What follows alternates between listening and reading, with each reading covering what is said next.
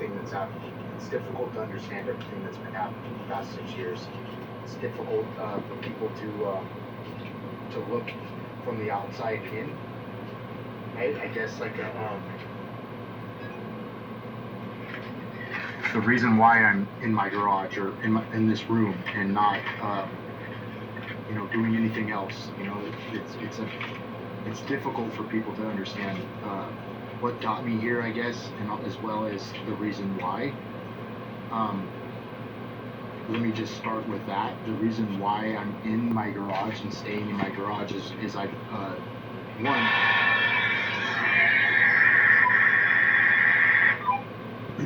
I've almost been killed several times, and so I'm trying to avoid that. I'm not scared of death, and I'm not scared of dying. I just want to see my kids again, and I promised them that I would be there for them. So it's very important to me and to them that we survive this entire situation. That's number one reason. Number two is that I've kind of built a maybe not the best surveillance system, but I've kind of built a little network or surveillance system around my house, and so I'm alerted when if the kids were able to get to the backyard or the front. I also have there's a lot of people that are involved. A lot of people follow me around and get alerted when the kids if the kids try to run away or escape, they're alerted first. So I'm trying to avoid basically them knowing what I'm doing at all times, which is it's difficult. The other things is the fact that is that I finally got have some help and some attention, and so I've been trying to stay focused and stay with that attention this entire time, letting people know, for one, that I'm in my garage and I'm not doing anything else, just in case the kids ended up hurt, or worse, and two, because I want everybody to know what I'm waiting for. I'm waiting for the kids to show up. I'm waiting for the kids to get here. They're not here yet, and I have live video here, and YouTube here, and Facebook, and so when the kids show up, I'll be able to basically broadcast that immediately. This was just recently I had a probation appointment. This is my probation officer, and the probation date was the 9th, and basically it was a meet and greet. Show up,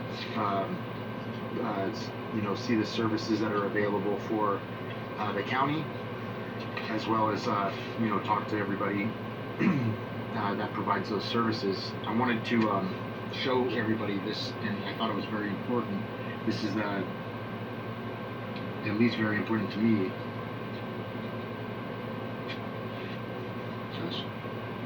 It says voting rights, okay, and what it says right here, it says basically not currently found mentally incompetent to vote by a court. For more information, please go to voting rights persons subject to conservatorship. Now, if you didn't know about conservatorship or incompetency in court, basically they take your rights away as a United States citizen. They take your civil rights away.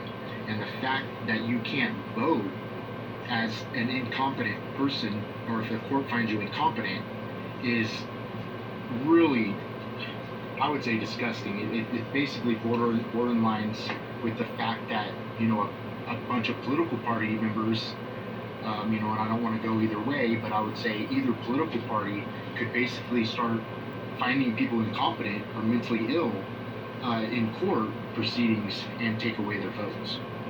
So the fact that I'm in a county that's majority of a certain political party, as well as I'm not that political party, I think is a huge indication of the reason why this should be illegal, or why this shouldn't be involved in court proceedings in the future, as well as now. And then also the fact that these decisions shouldn't be made by judges. They should ultimately be made by doctors, but that shouldn't be appointed by the court or granted by the court. So the fact that they can take your civil rights away from voting is it's alarming. Love California.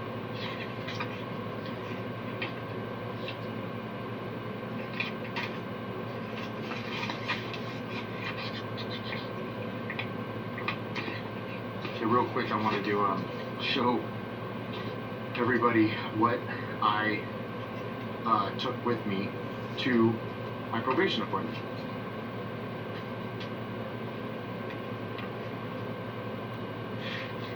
This is my certificate of completion for ITI, Board of Trustees. Certificate declares Jacob Snyder has satisfactorily completed a performance-based sheet metal and air conditioning apprenticeship, August 2008. This is a SMACNA,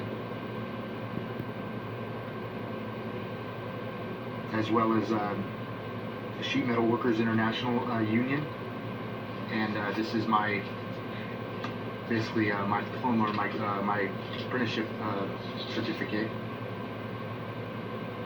that I'm very proud of, being a union sheet metal worker, and California Apprentice Council, Department of Industrial Relations. And so I brought this with me, as well as I brought pictures of my kids. This is my son Jackson, and he was about 1. This is Jackson, Ava, and Jace.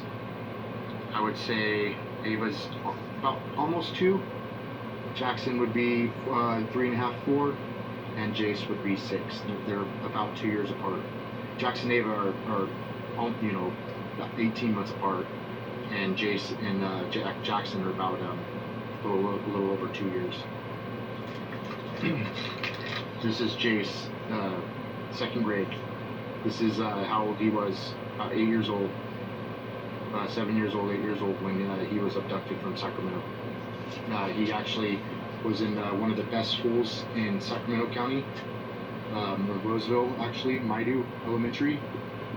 He was, really bright kid, or he is a really bright kid and very smart, and he was doing really well in school in Maidu. One of the top of his class. And he actually won an award that I have for a writing competition in the whole state of California. Jace won an award for his school for 2nd grade for writing and stories.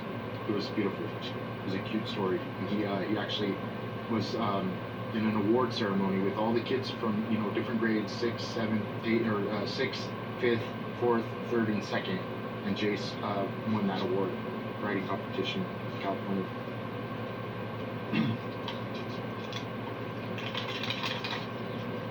This is my family. This is my entire family, basically from my dad's side. And this is basically a family get-together that we had in Sacramento.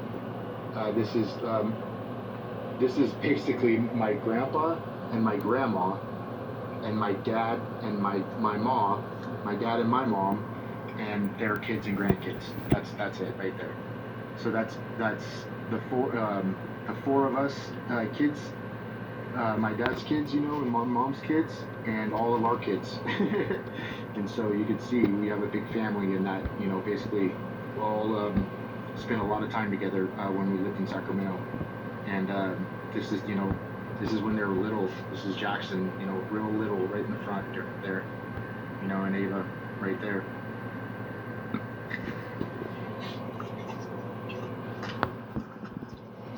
This is Jackson. He would be 1st grade, about, getting out of kindergarten and going into 1st grade.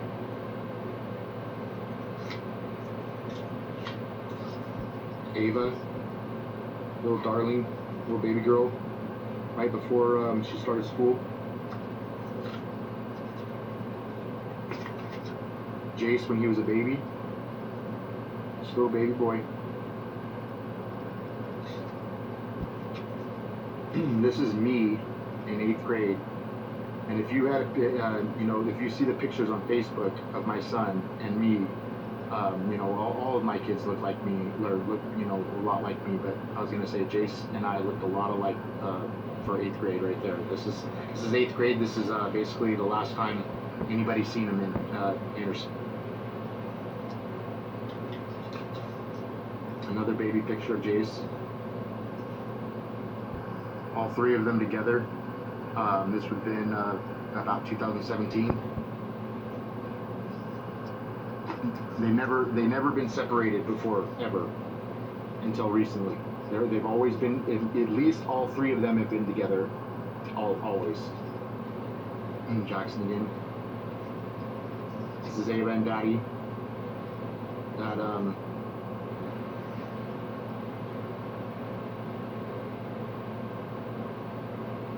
at an ice cream parlor, just hanging out. Sonics, I shouldn't remember the name. I remember. And Daddy's little girl right here, Ava. She's about 2.5 or about 3. And then I brought this Jackson, about 4. Jace and I, when he was about 2.5, this is the first time I ever took him fishing. No, he's about a little over 2, camping and fishing. And then Ava and Daddy. This is something that I was very proud of, or that I am very proud of. Something that I held kind of near and dear to my heart. 2 years ago, now maybe a little bit over 2 years ago, when this case was basically getting completely out of control, and that I was getting railroaded in Shasta County, and obvious biased and judicial misconduct.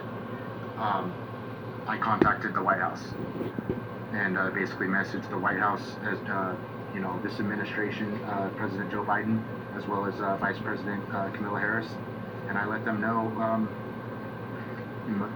my life. I let them know what was going on in Shasta County, and I got a Christmas card that year, and it basically says, the best and most beautiful things in the world cannot be seen or even touched.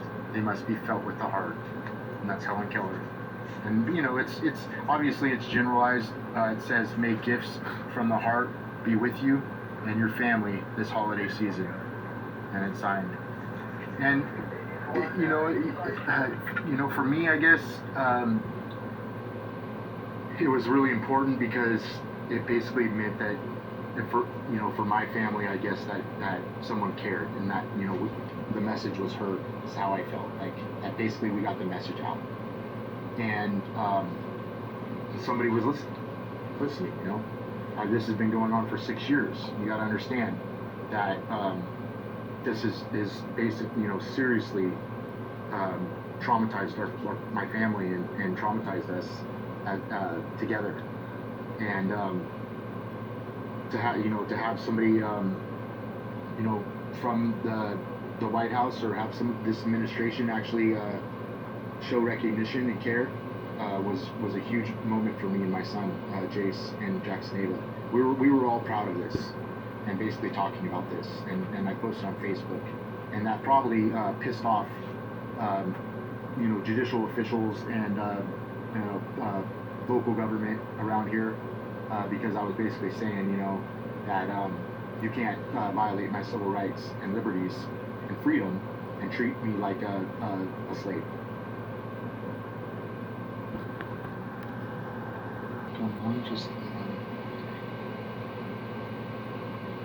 My daughter made this for her daddy, 2021.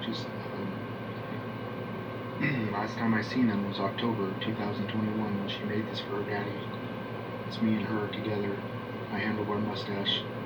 And look at her little smile on her face. She made this in class. It's a coaster. She was very adamant about making this just for her daddy and bringing it home all wrapped up.